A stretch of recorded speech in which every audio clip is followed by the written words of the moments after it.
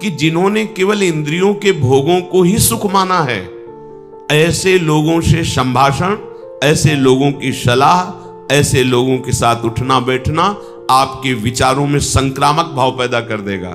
जो आपने दृढ़ निश्चय किया है भगवत प्राप्ति का, उसमें बाधा पहुंच जाएगी। महापुरुषों ने तो इतना कहा, सर्प का संग कर लेना ठीक है, लेकिन विषयी पुरुष का नहीं। गोस्वामी तुलसीदास जी ने तो कहा, बरुभल बास नरक करता था, दुष्ट संग जनि देव विधाता। नरक का बास अच्छा है, लेकिन विषयी पुरुष का संग अच्छा नहीं। बहुत सूक्ष्म विषय है। नरक के बास से हमारे पाप नष्ट होते, लेकिन विषयी पुरुष के संग से पाप प्रवृत्ति बढ़ती है। सांप काटेगा तो उसके विष की औषधि भी है, या बहुत एक शरीर नष्ट होगा, लेकिन विषयों के संस्कार हजारों जन्मों तक हमें जलाते रहेंगे, जैसे अभी जला रहे हैं पीछे किए हुए विषय सेवन से। जब मन और पांचों ज्ञानेंद्रियां ये विषय भोग में प्रवृत्त हो जाती हैं, उस समय प्राणी के हृदय में भोगों का संकल्प दृढ़ होता है। संकल्प वासना प्रकट करती है, वासना से विचलित हो उठता है और वो बार बार भोगों में ही सुख ढूंढता है। यही समस्या है, यही बंधन है, यही माया है। बार बार इंद्रियों के साथ मन का भोगों में विचरण करना, इसी को रोकना साधना कहते हैं।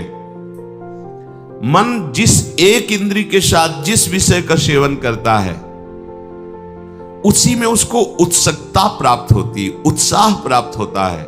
यही उत्साह उसकी दुर्गति का कारण होता है। सूक्ष्मता से समझना। प्रार्थना है आप सबसे कि हम लोग किसी भी इंद्री के विषय को उत्साह पूर्वक ना भोगे। सदैव अपने आराध्य देव का नाम जप और आराध्य देव संबंधी सदग्रंथों का अध्ययन, और अपने पास जो सुख सामग्री है वो मेरी नहीं है, वो सेवा के लिए है। और आए हुए प्रत्येक आंतरिक और बाह्य कष्ट को सहना, आंतरिक कामादि वेदना को, बाहर से गाली, निंदा, प्रतिकूलता, अपमान। कल एक उपासक प्रश्न करते समय रो दिए कि जब से मैंने भक्ति शुरू की तो कोई रिश्तेदार, कोई संबंधी, परिवार वाला हमें प्यार ही नहीं करता। वो दुख हम आपसे कह रहे हैं, क्या करें अब हम? ये तो भक्ति का फल है। आपको तो नाचना चाहिए, आनंदित होना चाहिए। आपको धीरे धीरे प्रभु अपने में ला रहे हैं, अनन्य बना रहे हैं। मायाकृत जो मोह आकर्षण है वो अपने आप छूट रहा है। ये तो कृपा हो रही। हमारे भक्ति की सिद्धि है, मेरे तो गिरधर गोपाल दूसरो ना कोई। तो ये हम कर नहीं पा रहे। मेरे प्रभु देखो कैसी कृपा करे कि कोई हमें प्यार नहीं कर रहा, कोई हमें ऐसा भाव नहीं दे रहा कि मैं आपका हूं। तो कितनी कृपा है। जैसे हमारी सिद्धि है, हे श्यामा श्याम आप मेरे हैं और मैं आपका हूं, आपके सिवा मेरा कोई नहीं है, मैं किसी का नहीं हूं। ये हमारी सिद्धि है, ये हमारी भूमिका है भक्ति की चरम अवस्था की। ये तो कृपा हो रही। अब अज्ञान के कारण उसे हम विपरीत मान करके रोएं, दुखी हों कि हमको संसार प्यार करे। ये धोखा है। तुम्हारी बुद्धि तुम्हें धोखेबाजी में फंसा रही है। यहां कौन है अपना? मेरा प्रभु इतना छलिया है कि वही विविध रूप रख करके छुपा छुपी का खेल कर रहा है। मुझे केवल पहचान रहा है, आप ही हो, आप ही हो, आप ही हो। बस जीवन मुक्त हो गए। एक ही प्रश्न है, प्रभु के सिवा कोई और नहीं, कोई और नहीं, प्रभु के सिवा कोई ठौर नहीं। बस अब वो जब कृपा करके आपको उठा रहे हैं तो आप रो रहे कि हमें तो कोई प्यार नहीं करता, हमारा तो सब बिगड़ता चला जा रहा है, हमें सब छोड़ते चले जा रहे। यही तो अध्यात्म का फल है। वैसे ही सब छोड़ देंगे तुम्हें, तुम किसी को साथ नहीं रख पाओगे, कोई तुम्हें साथ नहीं रख पाएगा। अंत ही तो ही तजेंगे पामर, तू न तजय अब ही ते, मन पछतई है और शर्मीते।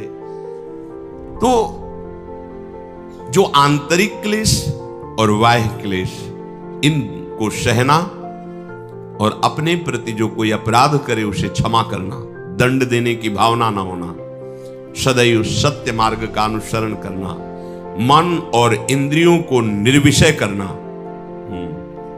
ये है विवेकी पुरुष का लक्षण, ये है विवेक मार्ग। जो निष्काम भाव से ऐसा अनुष्ठान करे तो बहुत जल्दी उसको मोक्ष पदवी प्राप्त हो जाए, भगवत साक्षात्कार हो जाए। यदि सकाम भाव से करे तो सारी कामनाओं की पूर्ति हो जाए, फिर भी निष्कामता आएगी, क्योंकि भागवतिक मार्ग है। अगर इन्हीं कर्तव्यों का अभिमान युक्त पालन किया जाए तो पतन होने की संभावना है। पूर्णतया तुम्हारा कोई संकल्प नहीं होना चाहिए। संकल्प आराध्य देव गुरुदेव का कर्तव्य रूप में जो मैं उपदेश मिला है उन्हीं के बल से पालन कर रहे, बस ये बात समझोगे तो कभी अहंकार नहीं आएगा। चाहे सत संकल्प हो चाहे असत संकल्प हो, संकल्पों का करना ही बंधन कारक है। सत असत दोनों संकल्पों को शांत हो जाना। संकल्प रहित हृदय ही जीवन मुक्त महापुरुष है। कोई ना सत संकल्प है ना असत संकल्प है। जो सत है उसका संकल्प क्या, वो तो सत है ही। पूर्णतया संकल्पों का शांत हो जाना, इंद्रियों का भली प्रकार से वश में कर लेना, कभी भी किसी को कष्ट ना देने की भावना होना, सदैव गुरु की सेवा और आज्ञा में संलग्न रहना, साधन उपयोगी ही आहार करना, साधना में बाधा ना पहुंच जाए। ये खुद के अनुभव की बात है। जब सात्विक भोजन दाल रोटी पाई जाती है और इतना नहीं अधिक मात्रा में कि वो हमें प्रमाद में लगा दे, तो भजन अच्छा होता है। और जब बहुत अच्छे अच्छे जो पदार्थ कहे गए वो पाए गए हैं तो देखा गया है कि बुद्धि भजन में कम लगती है और नाना प्रकार की प्रापंचिक वृत्तियां जागृत होती हैं। एकाग्रता पूर्वक देखा अंतःकरण में कि जब जिनको अच्छे पदार्थ कहते हैं वो जब खाए जाते हैं तो बुद्धि रजोगुणात्मक होकर प्रापंचिक चिंतन में उत्साह बढ़ाती है। और जब सात्विक भोजन कम आहार किया जाता है तो भजन में निरंतर वृत्ति लगने का उत्साह बढ़ता है। इसीलिए यहां आदेश कर रहे हैं, कह रहे हैं यथा योग्य साधनोपयोगी आहार करना। कोई भी कुछ भी हो, संतोष हमने सुना है, जैसे आपको पकवान या अच्छे पदार्थ बने हुए आप कम मात्रा में लीजिए, जितना रोज लेते हैं उससे भी कम मात्रा में, तो आपके अंदर कोई विकार नहीं होगा और प्राण पोषण हो गया। मानो आप 4 रोटी दाल सब्जी पाते हैं, किसी दिन पूड़ी पकवान बने, 2 पूड़ी लीजिए, थोड़ी सब्जी ले ली, हाँ थोड़ा सा मीठा ले, बस ठीक है, पाले, शाम के फिर रोटी पाले। अब दूसरे भाव में अगर हम पहुंचे तो पहले दिन तो 4 रोटी दाल पाते हैं, लेकिन जिस दिन अच्छे अच्छे पदार्थ तो यहां तक पा लिए। अब सारी की सारी ऊर्जा शक्ति पचाने में लगी हुई है। अब कब्ज हो गई है, गैस बन रही, भजन होगा भैया। पा के करोगे क्या, मलाई तो बनाओगे। और आप तो निर्मल सच्चिदानंद स्वरूप में स्थित होने के लिए निकले, बहुत सावधान। ये बार बार हम इसलिए करें कि यही हम फंस जाते हैं, खा खा के मर गए, अमरत्व को नहीं प्राप्त हुए। अगर उचित आहार और भजन करोगे तो अविनाशी स्वरूप हो, ये तुम्हें अनुभव में हो जाएगा, मरने का भय चला जाएगा। और आपसे अनुभव की बात कहते हैं कि कम आहार अधिक भजन तो बहुत बल देखा है। अध्यात्म बल, एकदम ऊर्जा शक्ति, कभी ऐसा किसी दिन महसूस नहीं हुआ कि आज उपवास किए इसलिए, ऐसा कभी नहीं हुआ। क्योंकि ब्रह्मचर्य, अध्यात्म बल, एक अद्भुत ऊर्जा शक्ति। और जब डकार लेने की भी जगह नहीं रह गई है, पड़े रहो, इधर उधर टहलो, मानसिक चिंतन खराब हो। साधनोपयोगी उचित आहार और शास्त्रों का अध्ययन विचार पूर्वक, जो शास्त्र स्वाध्याय कर रहे, और भगवत समर्पण, देह, अंतःकरण, स्वभाव, सर्वस्व भगवत समर्पण, वो कल्याण को प्राप्त होता नहीं, वो कल्याण को प्राप्त हो गया है जिसका ऐसा जीवन है। पूरे संसार को जीतना होता है साधक को, एवं कर्माणि कुर्वन्ति संसार विजिगीषवः राग द्वेष विनिर्मुक्ता ऐश्वर्यम देवता गताः। जो बुद्धिमान साधक, संसार को जीतने का मतलब क्या होता है? संसार को जीतने का मतलब आप हमसे मिले लेकिन आपका चिंतन नहीं होगा, आपका ध्यान नहीं आएगा। हजारों मिलो, व्यवहार होगा आपसे, बात करेंगे, प्रणाम नमस्कार उत्तर देंगे, लेकिन आपसे हटते ही अपने स्वरूप में स्थित, उसके लिए प्रयास नहीं है कि अब आप गए तो आपका चिंतन, आपने क्या कहा था, आप बड़े मित्र हैं, आप बड़े कुछ नहीं, बिल्कुल खत्म, हुआ ही नहीं हमारा आपका संयोग। तटस्थ भूमिका, प्रश्न उत्तर बातचीत व्यवहार जैसे होता है बिल्कुल वैसे ही सम्यक, लेकिन इतना सावधान कि हमारे कैमरे में तुम्हारी फोटो नहीं आएगी और तुम्हारी बात नहीं आएगी। हमारा कैमरा फुल है, खाली नहीं है। पिय मूर्ति नयनन बसे तेहि रस राय समाय, ये लक्षण सुन प्रेम के और न कछु सुहाय, और न कछु सुहाय फिरे अपने मद मातो, कुटुम देहते जाए छूट सब ही विधि नातो।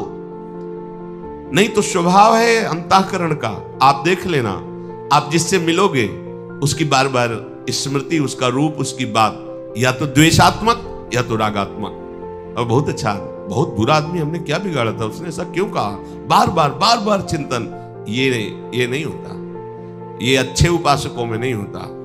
विवेक रूपी कैंची साथ रखी जाती है, बात किया वहीं काट दिया, उसका चिंतन नहीं। अगर कुछ 1 मिनट 1.5 मिनट 2 मिनट तो आप कमजोर साधक हो, और घंटों तो आप समझो कैसे साधक हो, और सालों। उसने हमको ये कहा था, संसारी पुरुष होता जीवन भर याद रखता है, और इसने हमको गाली दी थी, फंसेगा कभी, ये सब परमार्थ का पथिक, संसार को इसे जीतना कहते हैं। विषय मिला, आज बहुत अच्छा था, वो चटनी बहुत अच्छी थी, वो समोसा बहुत, वो चीज नहीं, प्रभु के विधान के अनुसार जो मिला उसको उदासीन होके पास, उसकी कभी चर्चा नहीं, उसकी कभी स्मृति नहीं। अगर चर्चा और स्मृति है तो उसने तुम्हें जीत लिया, राग पूर्वक या द्वेष पूर्वक। बहुत कड़वी सब्जी थी, खीर तो बढ़िया थी, कोई रागात्मक अनुकूलता, ये साधक का जीवन नहीं, ध्यान रखना। दोनों एक में मिला दी, खीर और सब्जी। राधा वल्लभ श्री हरिवन, जितना उधर में उसका चिंतन, मन कहेगा अरे चुप, अलग स्वाद ले, मखनी दाल का अलग, उसका अलग अलग अलग, मिलने न पावे। हाँ, और यहां से अलग अलग कर पाओगे? यहीं सब जाकर के एक ही में जाना है, ये केवल फसाव है, फसाव। राधा वल्लभ श्री हरिवन, बस ध्यान रखो, ये छोटी बात नहीं है, यही छोटी बात बड़ी बात कर देती है, यही छोटी बात हमको बड़ी गलतियों में पहुंचा देती है। पूरे संसार को जीतना है उपासक को, पूरे संसार को यही जीतना है। कोई भी अनुकूल प्रतिकूल मान अपमान हमारे चिंतन को न ले पावे। आप देखो अपने चिंतन को, समझाने की जरूरत नहीं। अब अगर अच्छे उपासक हो तो अंतर्मुख होकर देखो क्या चल रहा है। अगर प्रभु के सिवान्य कोई चिंतन चल रहा है, वस्तु व्यक्ति स्थान, तो रागात्मक या द्वेषात्मक दो ही होगा। फिर क्या है, वही प्रपंच है? नहीं, हमें मिटाना है ये चिंतन। जो ऐसा, तो राग द्वेष मुक्त हो करके देव स्वरूप हो जाता है। देव भगवान को कहते हैं, भगवत स्वरूप हो